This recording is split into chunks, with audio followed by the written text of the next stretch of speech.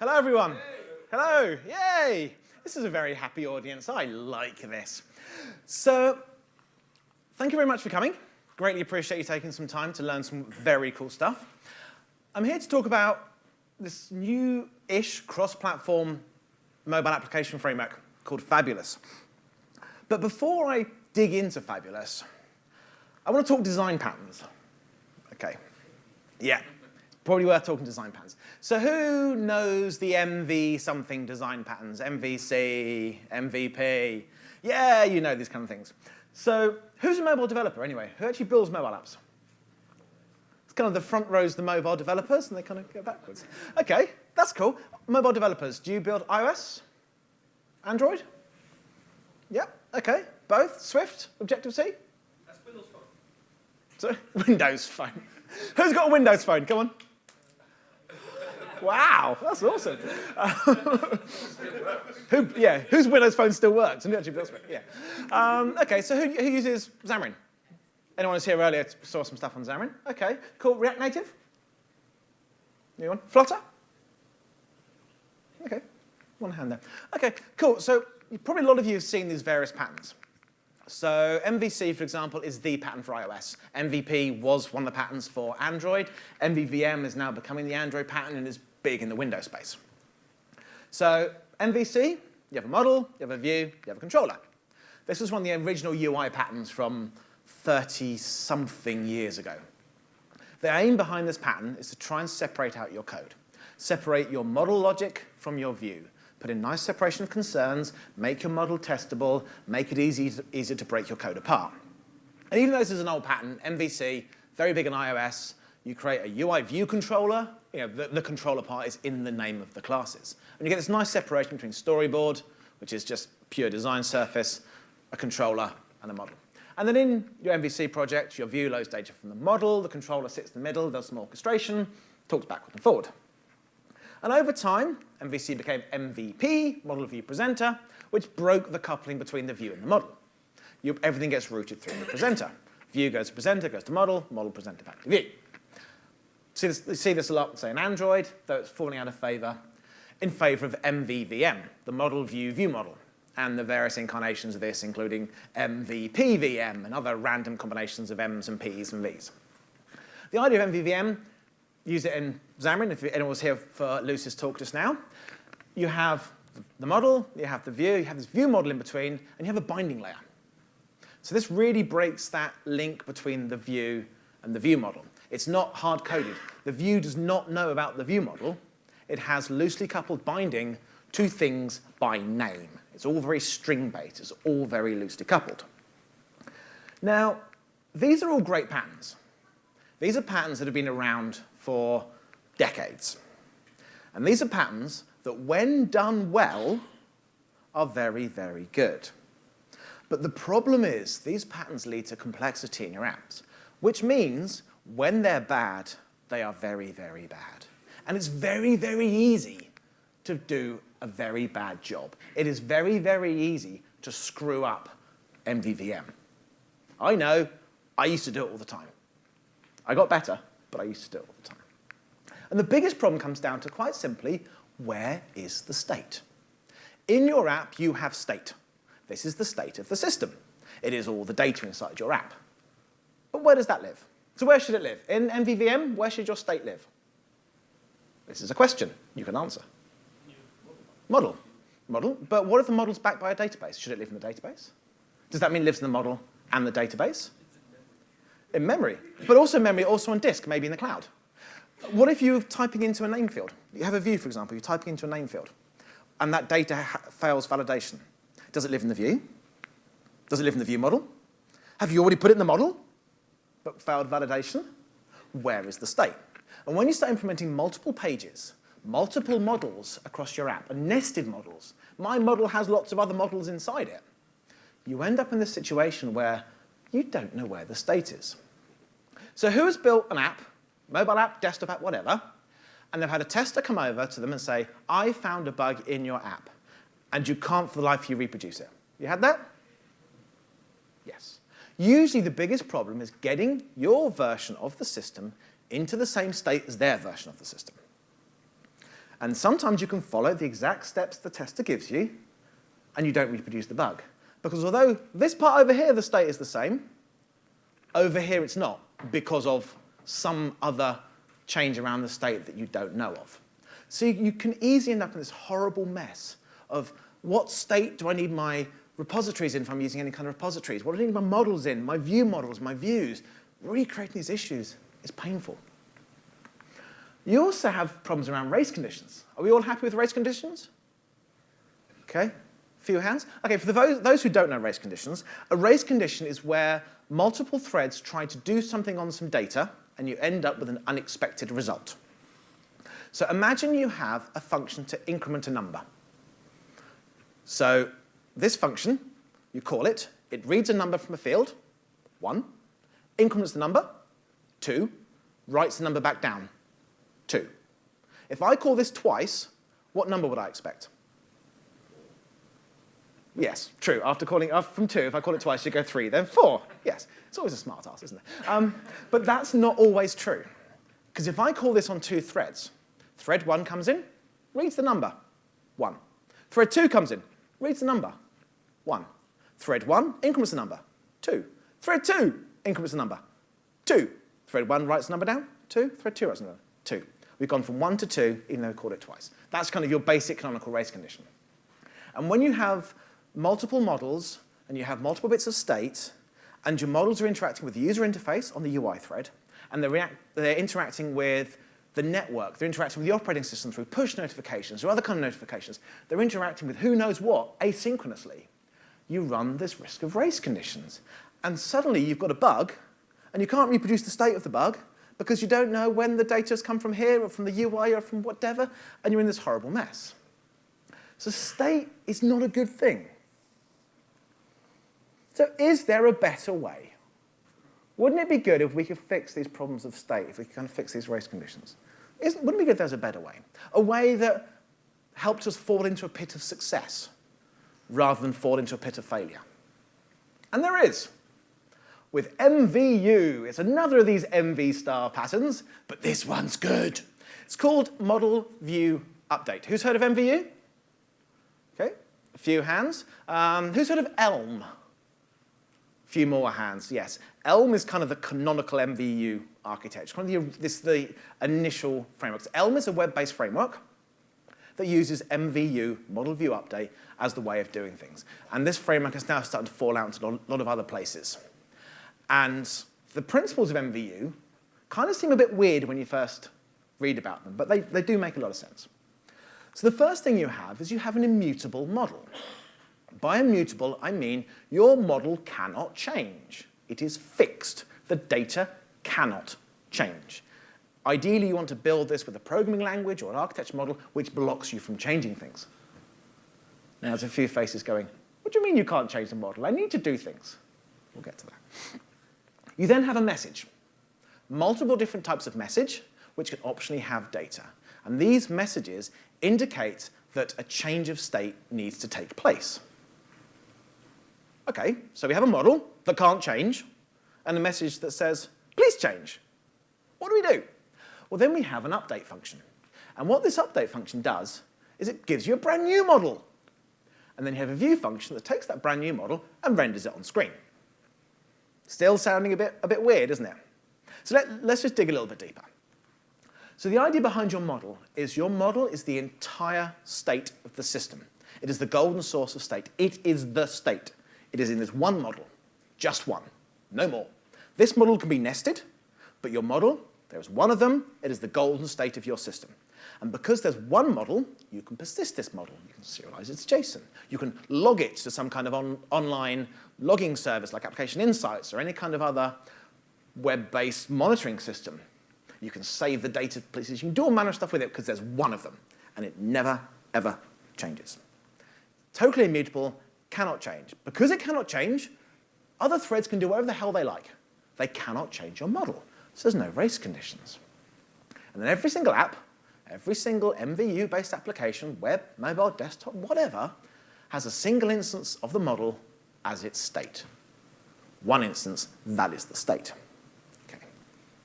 You then have this message This message says, I need the state of the system to change.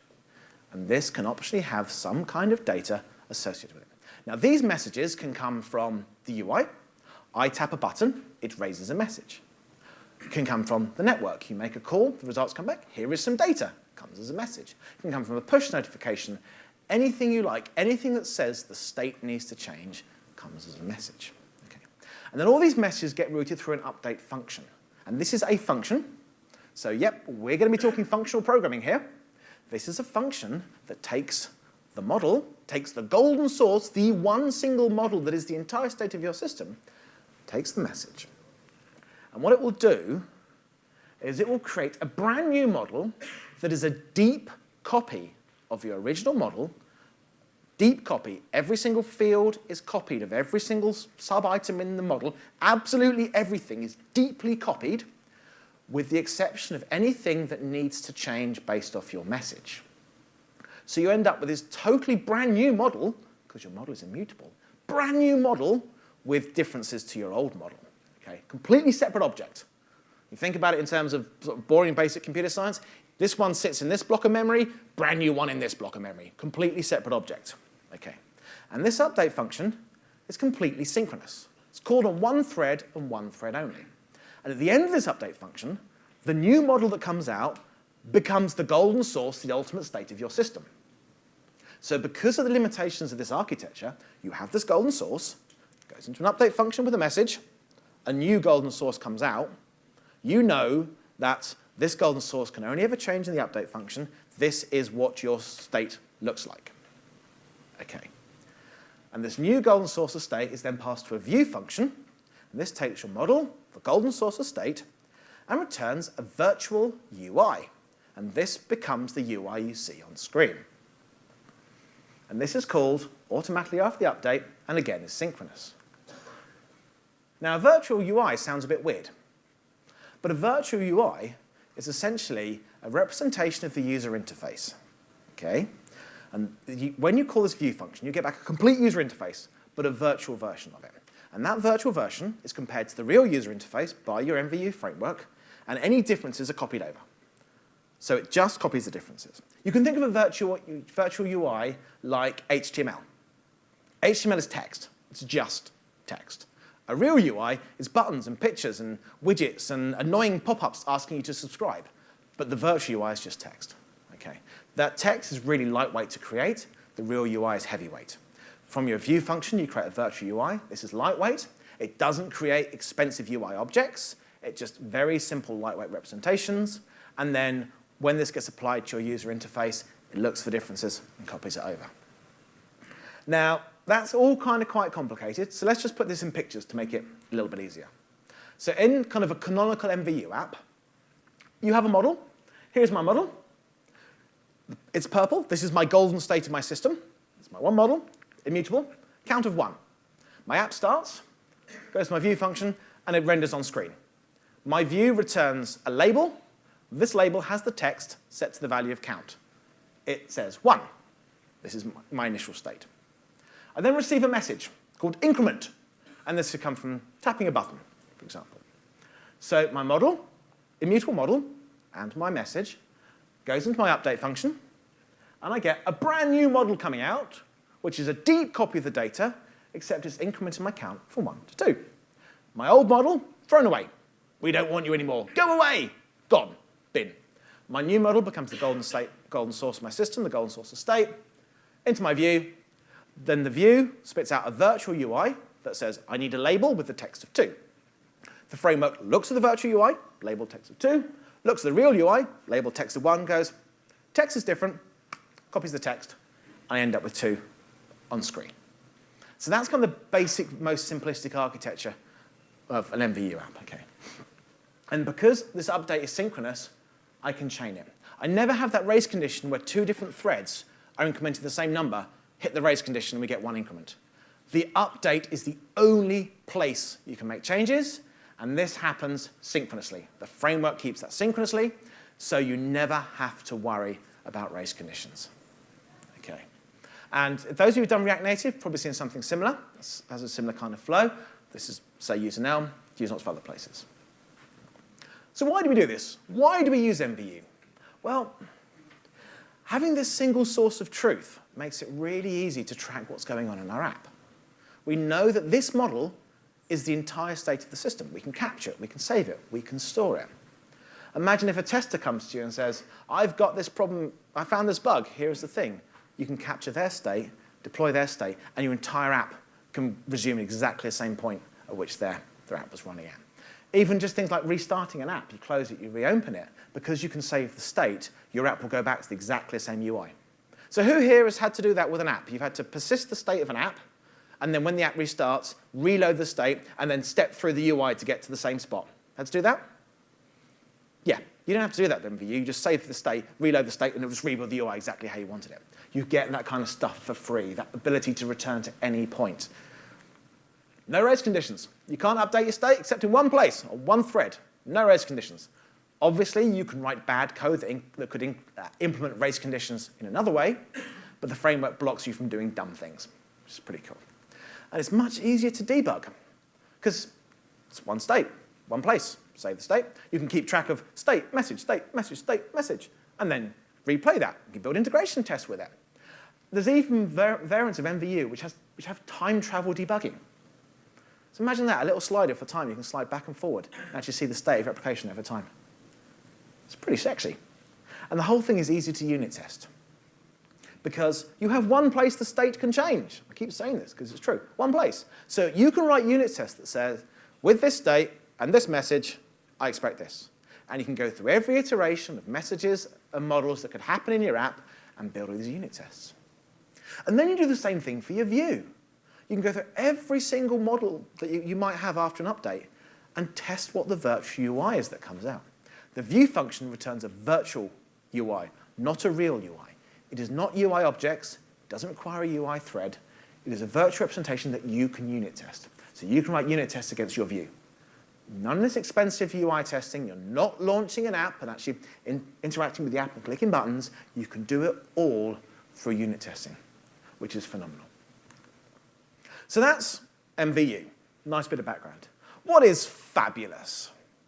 Well, Fabulous is, as you would expect, an MVU framework. It's a cross-platform MVU framework. It is open source, community-led, cross-platform app framework. It's all based off MVU. Completely open source, got a really strong community who are working on it. And it's not just mobile. It supports desktop. And it's a well-established language, well-established tools. It's not using anything new and shiny that's got bugs in it. This is using well-established, battle-hardened stuff. Let's say I can build for iOS, I can build for Android, which is great for mobile. I can build desktop, Mac, Windows, Linux, all the things. I can build that. Even some TVs it can run on, which is pretty cool. And what you get out of it when thinking about mobile is a 100% native app. And when I say 100% native app, I mean it is built using the tool chains provided by the people who actually make the phones. It is compiled down to Java with the Android SDK. It is compiled to LLVM bytecode that runs on iOS using the Xcode toolchains. It's fully native. In fact, Fabulous has got little thin wrappers around the entire native SDKs. So everything's fully native. The controls are fully native. Everything you see on screen, native look, native feel, and much more importantly, native accessibility. This is something people kind of neglect when thinking about mobile apps. So, oh, here's a new shiny framework which uses a drawing engine to draw all the things on screen, to draw virtual buttons. It's like, great, okay, how does that work with a screen reader? Oh, we haven't done that bit yet. Well, sorry. Whereas this, where you have the amazing accessibility tools built into things like iOS, you get that for free with Fabulous because it uses the native controls. And 100% native API access. The entire suite of APIs is available inside the Fabulous app. iOS releases iOS 13 with the next shiny for doing AR, kit, bazinga things, whatever it brings out. You can have that with Fabulous, 100% API access. And that's without having to drop down into Objective-C or send messages and all the other weird and wacky ways that some variants of cross-platform coding have to do. So that's kind of me waffling on, but we're engineers, right? Do we like code? Yes. Yeah, let's see some code. Let's actually see some code. So when my screen starts doing its thing, hello computer, yay. So I'm going to spin up, if it works. Wow, very slow. Cool. So this is sort of my first canonical MVU fabulous app. So what have I got here? I have got Windows has made this annoying update to the pen thing, which is very, very slow. So what have I got here? I have a model. This is my model, and it contains a count, which is an int. This particular data type is a record. It is immutable. This is not a property that I can change. It's set when the object's created, cannot be changed. And then I have a message. Increment. Going to increment it, fair enough. And then when I initialize my code, I initialize it with a model as a count of 0. OK? That's my model. I have my update function, which takes the message and the model. If my message is increment, this syntax here says, copy the model, deep copy all the fields, and return it, but set the count to be the original model count plus 1. So this creates that deep copy. This is that model completely copied over, field by field, except when it gets the count field, which obviously in this example is any field, when it gets the count field, instead of copying that, set it to be the old count plus 1. That's my entire business logic. Done. Okay. And then my UI logic, my entire UI, is here. So this is the complete UI I've got. My view function takes the model, returns a content page. This is the fabulous way of saying it is a page with some content in it. Kind of name gives it away a little bit. My content is a thing called a stack layout, which, as you can imagine, is a layout where we stack things. So Fabulous has a whole load of layouts out the box, stacks, grids, flex boxes for those on the, of a web frame of mind. We have that kind of stuff. I have a stack layout. My stack layout has some children. The first child is a label. And this has got the text set to be the model count. So this label shows the count. Tap the button, increment it, count gets updated here. I then have a button, and this button is wired up to dispatch the increment message. So when I tap this button, it dispatches the increment message. That then goes to the update function, where all the messages are processed synchronously. The update function will then increment the value of the count, deep copy the model, increment the count, calls the view function. View function creates a brand new virtual UI. The framework will then look at the new virtual UI, look at the actual UI, see that the value of the label, the text label has changed, update the label. So let's just... Does everyone know that's F#? Shh, don't give away my secrets. So if Visor is playing nicely, this should kick off. And we should see it in action. Cool. While this is building, for those who don't know, I'm using Microsoft's Visual Studio. Yep. Who uses Visual Studio? Oh, everybody more or less, yes. So Visual Studio is the environment I use to build a fabulous app. And in Visual Studio, you have a solution, which is basically a bucket containing projects. And each project is a thing that spits out an output of some description. Okay. So one of the outputs that spits out is this Android app, hellofabulous.android. This is an Android app, an actual APK containing all my Android gubbins. Now, anyone who's built any Android apps before will know you have a main activity. Main activity, I've got one there. You have a resources folder with your layouts and images and XML and all the other gump that you need. Yeah, we got one of those. So this is using an identical API to Android. If I was building an Android app with Java, I'm just doing it inside here in Fabulous, but I have the same kind of structure. I'm going to say this APK, it goes through the standard Android build process. It gets jar signed and zip aligned and all those other horrible things that take an annoying amount of time. But it gets all that. And we have an iOS app here. An iOS app. And those who built iOS will recognize an app delegate and an asset catalog. Again, it's the same as an iOS app you would build with Objective-C. It's just built inside Fabulous. Now, the astute amongst you who have built iOS apps before Well, notice I'm on Windows, and I'm building an iOS app. It's a little bit naughty. Apple don't want me to do that. Well, Apple have rules. Apple have said, if you want to build an iOS app, you have to do it on a Mac. And Apple have done this because Apple loves money. And they want you to spend money on shiny, shiny toys. And it's true. If you want to build a fabulous iOS app, you have to have a Mac. Somewhere. It doesn't have to be here. You don't have to code on a Mac. You just have to be able to connect to a Mac somewhere. That Mac can be, obviously, it'll be your computer. You can do this on Visual Studio for Mac. It can be on your own network. It can be in the cloud, if you want to. Doesn't matter. This will connect to a Mac. It'll copy the code over to the Mac. It'll run all the Xcode tool chain, do all the Mac magic-y stuff that makes Apple happy, and then it'll send the code back. Now, if your Mac is on the same Wi-Fi network as your phone, you can debug on your phone the same as you do on Xcode. If your Mac is up in the cloud and you can't put it on the same Wi-Fi network, we can even screen share the iOS simulator back to Windows if you want to. So as long as you can connect to a Mac somewhere in the world, you can build iOS apps. That's pretty cool. And the last thing I have here is I have this Hello Fabulous project. This is my cross-platform code. So this is my fabulous app. This is where my model, my view, my update, and all my bits and pieces live. And when this gets built, this gets shared between iOS and Android. Now, I've said you can get 100% native API access, and this is completely true. But obviously, if I'm writing code that's shared between iOS and Android, I can't build the code to create a NS data on Android. I can't build code to create an Android background service on iOS. I can't do those kind of things. So what I can do is I can put that code inside the Android project or the iOS project, or create a brand new project that's Android-based or iOS-based, put the platform-specific code in there, and then using various techniques, which we'll look at later, link it back to my cross-platform code. So I've got that 100% native API surface abstracted away into the various different projects that need it, which is very, very cool. Cool, so that's finished. Let's just spin up Visor. And here we have my app. And as you can imagine, when I tap increment, the number goes up.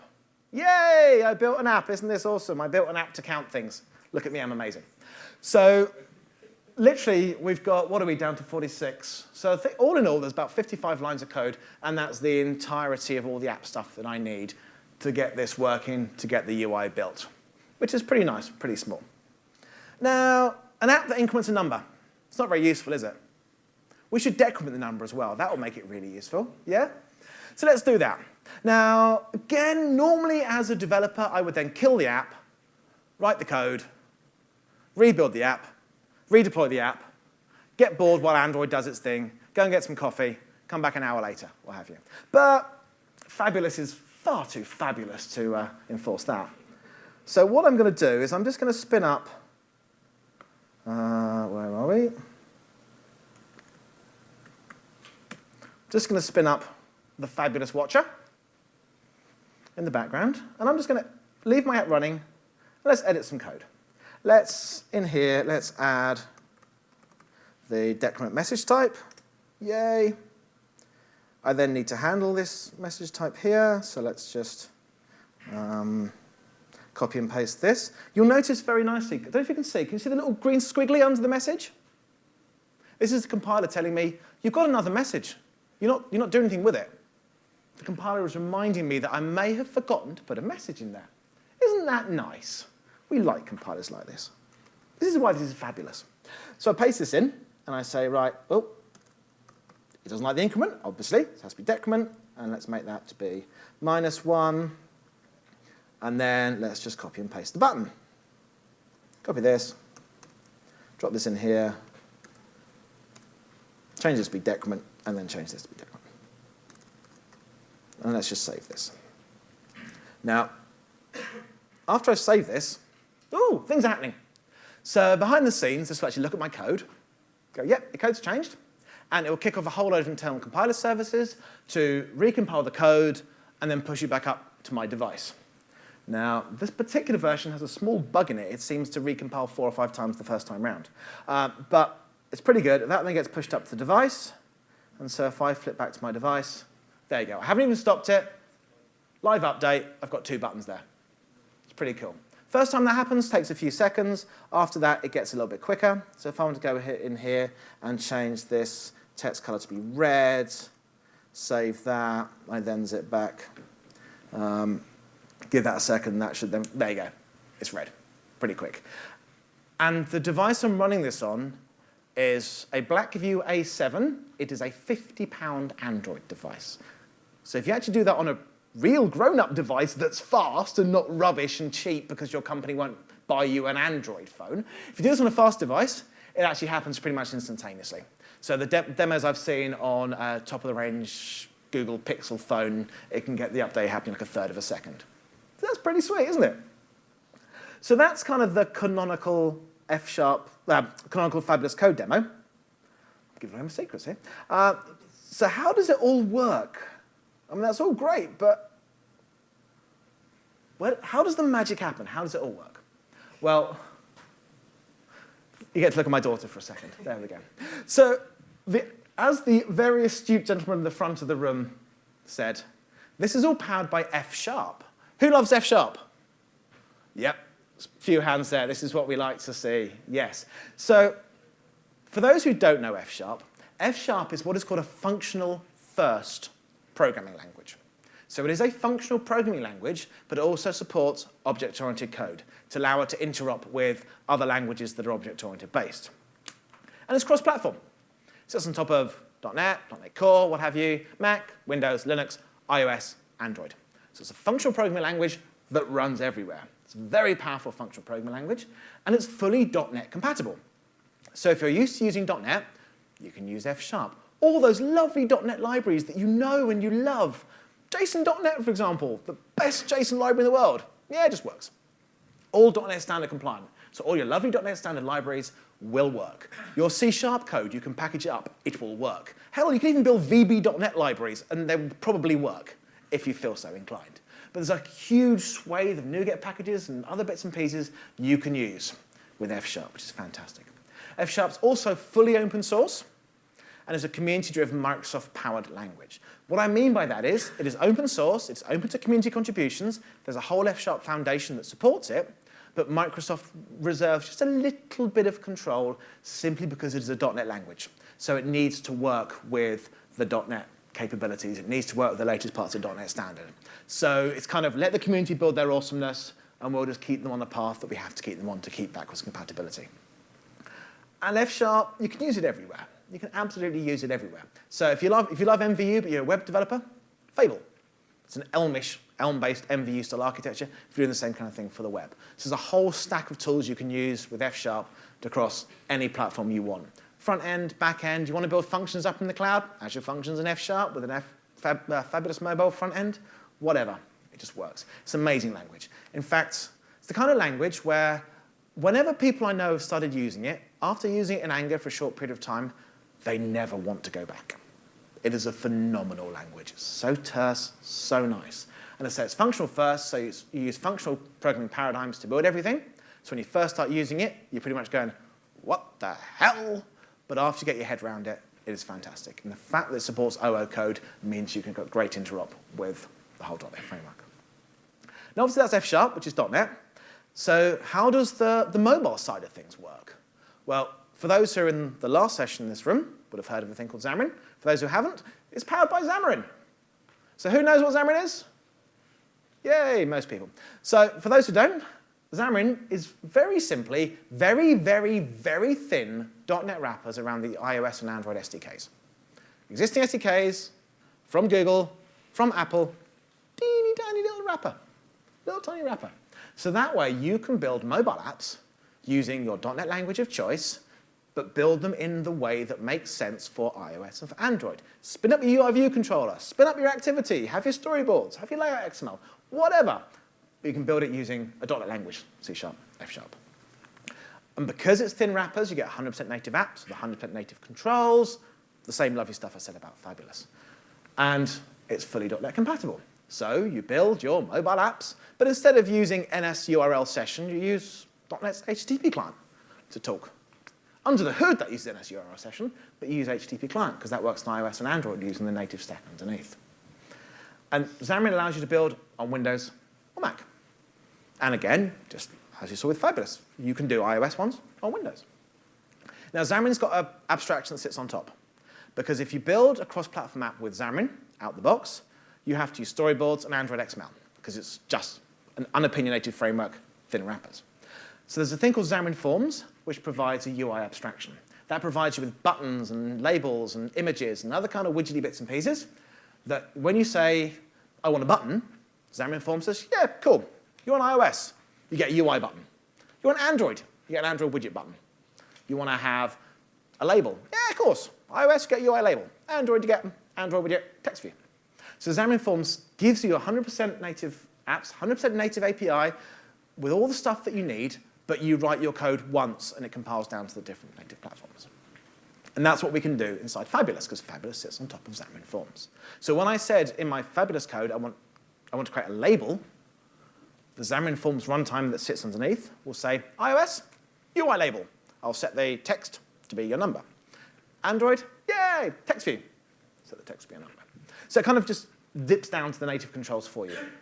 And you can then have the access if you want to, because any kind of abstraction has to remove functionality.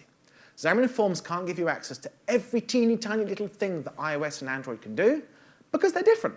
Some things are available on iOS, some things are not available on Android, some are available on Android, not on iOS.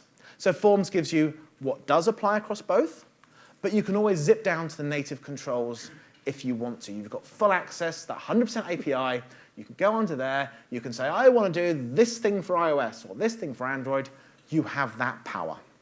And Xamarin Forms is completely open source because it comes from Microsoft. And what does Microsoft really, really love? Open source. So much we bought GitHub. That's how much we love it. Yeah. So let's do some more demos. Let's do some more code. Let's build a slightly more interesting app. So I've built a little app to upload photos to the cloud. I want to take a photo, and I want to upload this photo to the cloud. Because, hey, I work for Microsoft, and we're all about the cloud. It makes us lots of money, and I got lots of free credits for it. So to build a mobile app to do this, I need a number of different things. So I need my app with a UI, with a button I can tap to take a photo. I need a way to take that photo. I probably should check network connectivity, because I'm a good developer, and I know mobile often does not have network connectivity. So I should check that I have network connectivity before I upload the photo. And then I need a way to upload that photo to the cloud, some kind of API for doing this. So here is my code for doing this. So what have I got here? I've got a model, I've got a message. My model, I've got a photo stream, which is a raw stream of data containing my photo. Okay. Behind the scenes, this will just be a byte array somewhere. I've got this image source thing. This is a wrapper that Fabulous uses to provide the source data for an image. And this can be a stream of data. It can come from a URL, come from a file on disk, whatever. It's just kind of a wrapper around a source for an image. Allows internal image caching. I've got an isBusy flag, because you know what? If my app's busy, I probably should show something on the UI. And then I have this save storage property, which is a stream goes to async of unit. Okay. This is actually a function. My save storage property is a function. I'll come back to how this works later. Now, I have this message as well, because we need messages. I've got photo taken message of stream. I've got my change busy message of bool. So this is what's cool about the messages in MVU architecture, is you have a message type, but it can have data if you want it to have data. This is one of the powers of functional programming. This uses a thing called a discriminated union, which is kind of like an enum on steroids. Every field in your enum can have data with it. So you can kind of treat it like an enum and just switch on this, but then pull the data out. Very, very powerful construct. And the model that we have here, this is an F# record type. Out of the box, it is immutable. I cannot change this data. To make it mutable, I've got to explicitly put the keyword mutable on there. And when you see the keyword mutable in code, that's a good reason to reject a pull request, because someone's probably doing something wrong. So I got my model, I got my message. Okay. So when I initialize my model, I initialize my model, whatever. Yes, there's some nulls there. Unfortunately, that's one of the Xamarin Forms limitations. I kind of had to put a null there. I'm sorry for my nullness. And then I have my update function. So here's my update. Again comes the message. I match on my message. Lovely bit of F# pattern matching there. Photo taken message. Deep copy my model, updating the photo stream and image source. If I update change busy, deep copy my model, update the is busy. So again, this is nice deep copies of the data. I don't have to worry about race conditions here. All deep copies. Cool. Give away. Right, I'm going to just skip a little bit further down to my view. Okay, here's my view. Now, I really screwed up the pen stuff on this. So here's my view. I have a grid. Grid in my view. Grid's a very simple layout. What does a grid have? Rows and columns. Allows me to lay out my data in rows and columns. And I'm saying I want my top row to be as big as it can be, star, use all available space, my bottom row to auto-size for the content. So this will give me a nice layout where I have a button at the bottom, use the size of the button, the big thing at the top is what I want to get to. I then have my children for my view. I've got an image, which uses the image source of the model. That's the image when I take a photo. I've got a button. This has got a command that does something. That's my button on my screen. Okay. Now, because I love giving good feedback to the user, I want to have the screen grayed out and a little spinner when we're busy. Okay, this is pretty cool. Now, normally, when you're building a UI, if you want to hide and show some kind of busy indicator, you would put the UI component inside your UI and then set the visibility with like a Boolean flag, hide it, show it. Okay, well, I don't have to do that. I can actually just remove it completely from my UI. So I can actually say, in my virtual UI, if my model is busy, return a new grid with a black background that's 50% opacity, and return an activity indicator that sits in the middle. But only if my model is busy. If my model is not busy, do not put these in the UI. And that differential update that comes after the view function, it'll look at the UI and go, well, the virtual UI has got this grid and activity indicator. Real one doesn't. Let's add the objects. Or virtual one doesn't have them. Real one does.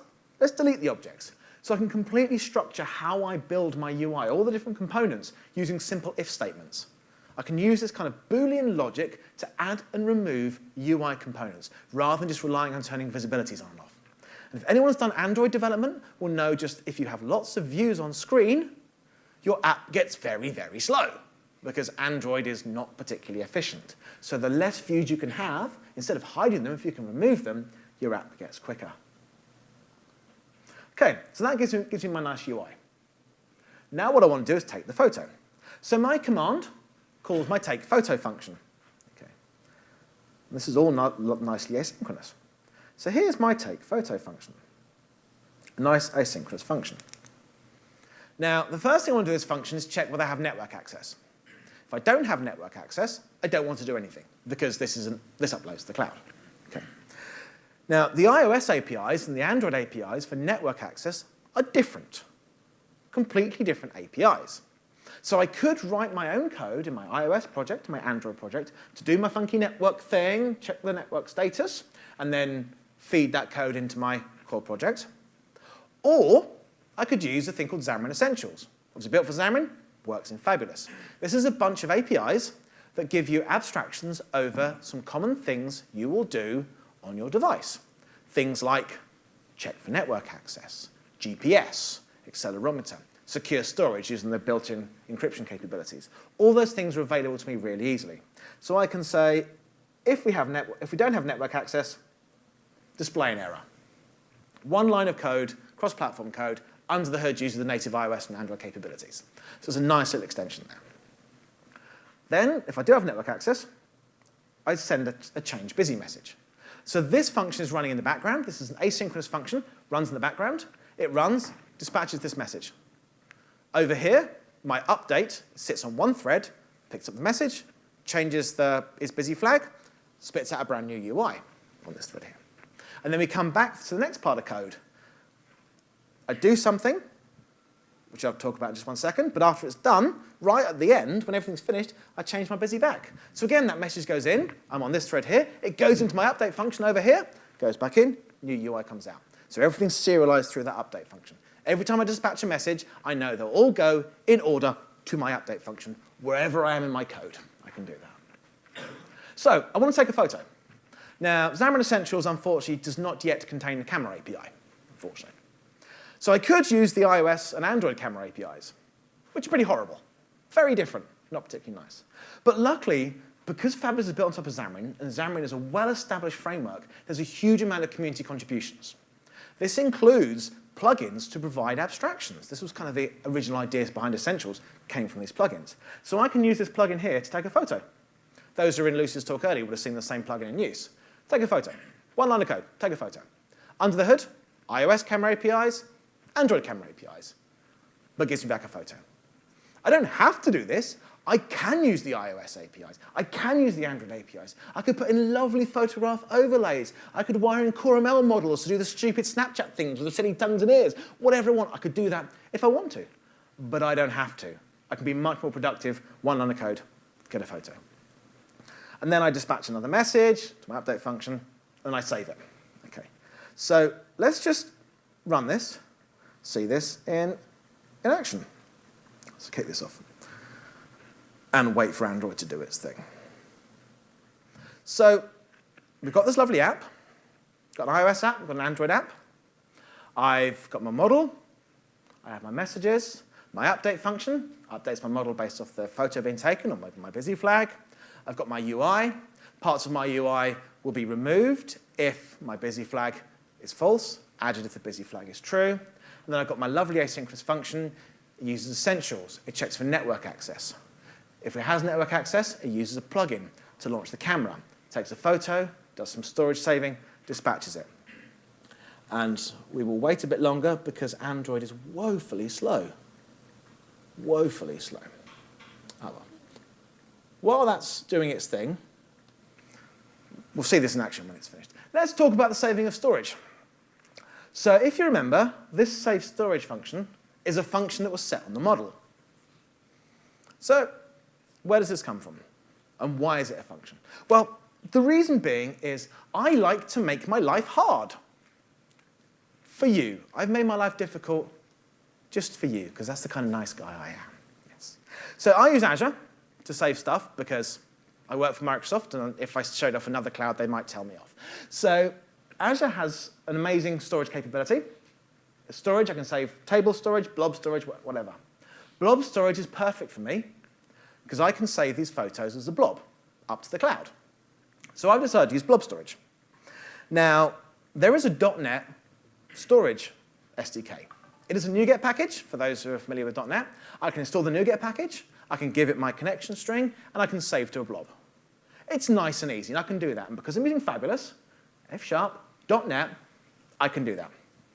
But I don't want to do it the easy way. I want to do it the hard way. And the hard way is there is actually, as well as a .NET SDK for it, we have an Android SDK. We have an iOS SDK.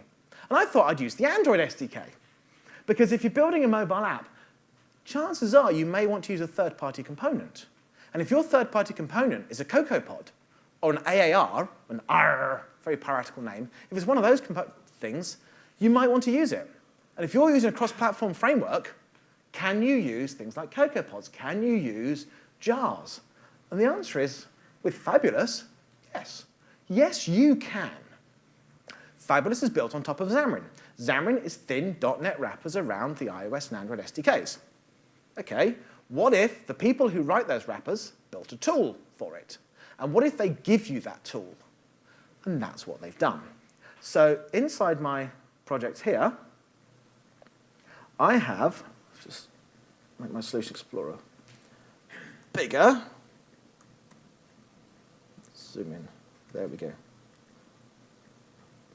Why is it the magnifier puts itself in a really, really silly place? So I have this Azure Storage project here.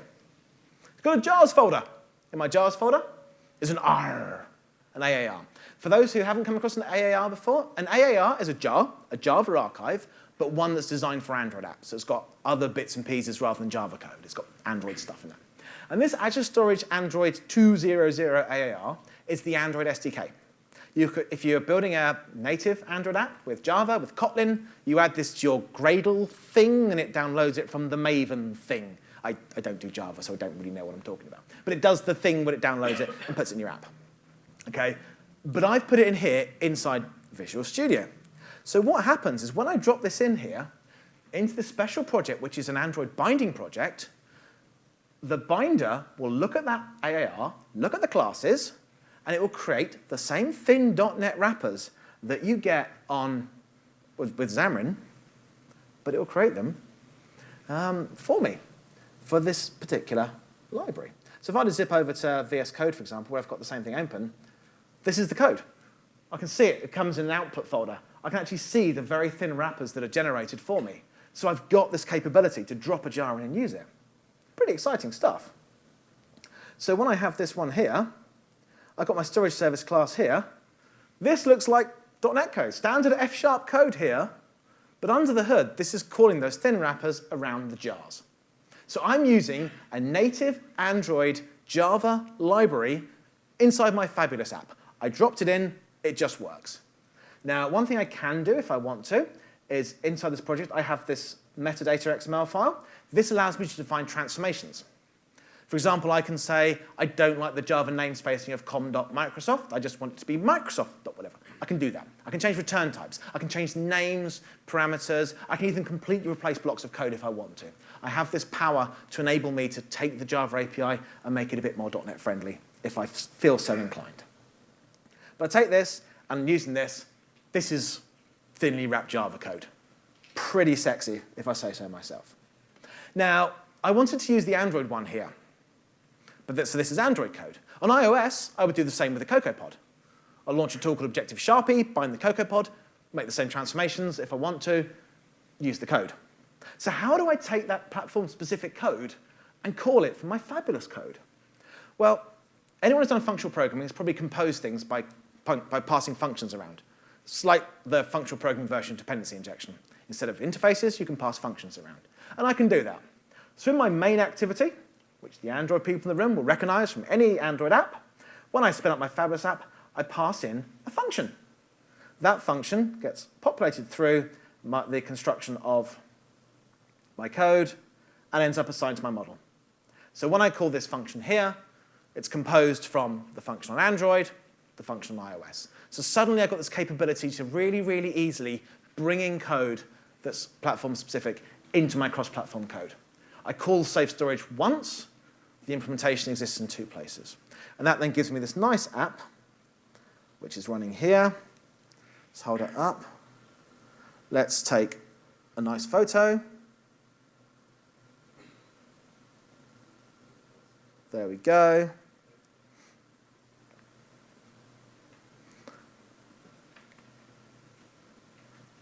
There we go.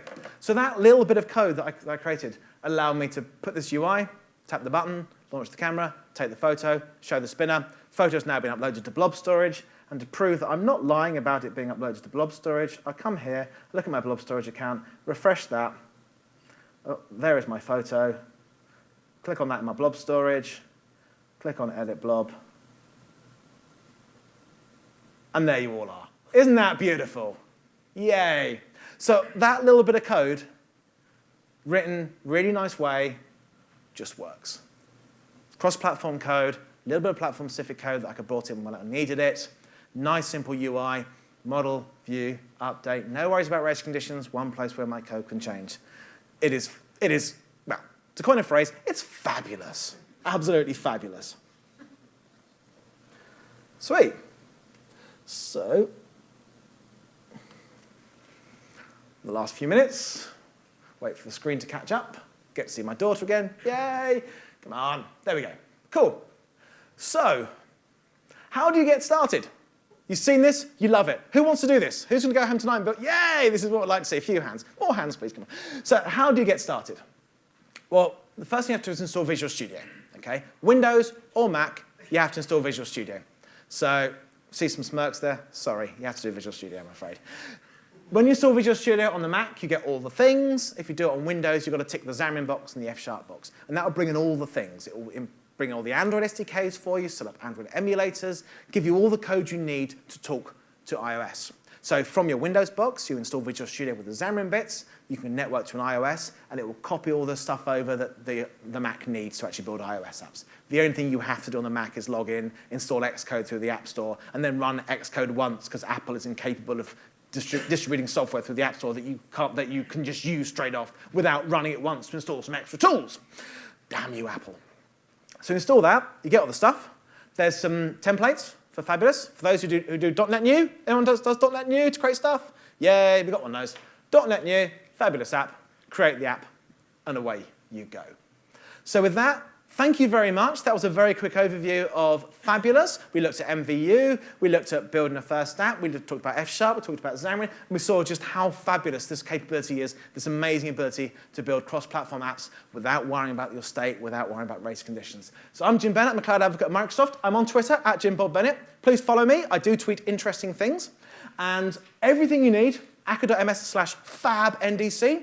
This will take you to a GitHub repo with all the code, with the slides from here, with a whole load of links to all the F# stuff that you need, all the Fabulous stuff that you need. Everything's open source. If you want to get involved, you can. We've got some nice first issues if you want to fix bugs. Get going, and thank you very much for coming. Thank you.